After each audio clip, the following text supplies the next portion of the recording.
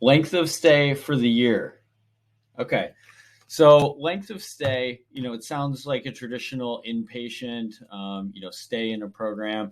It's a term that we use now sort of broadly to mean how long were you in an episode of care in some type of treatment setting.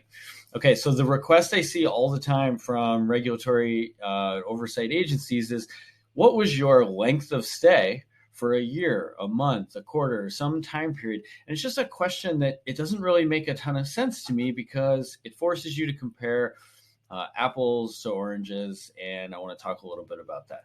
So length of stay, it's a meaningful metric, usually measured in days. How many days are you active in a program, right? From admission to discharge. But that's the problem. You have really a main line of delineation. You should be looking at length of stay for discharged clients, right? From their admit date to their discharge date, how long were they in the program, and then see what else happens to those positively or negatively based on different lengths of stay, right? That's a useful measure.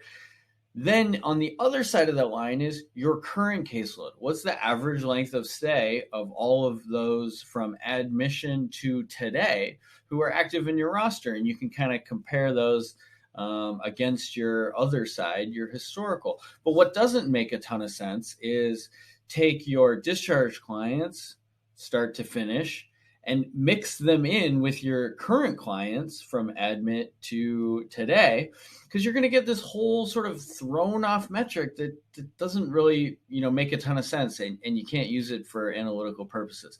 It drives me nuts. So when I see what is your average length of stay, I just have way more questions than answers.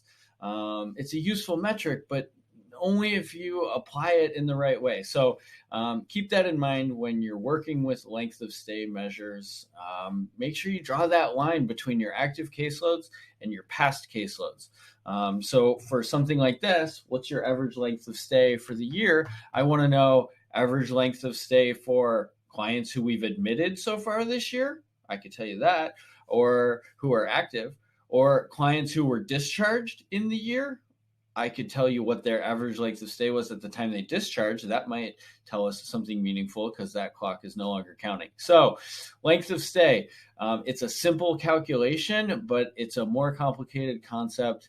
Hope you found that useful and helpful to you today. Thanks.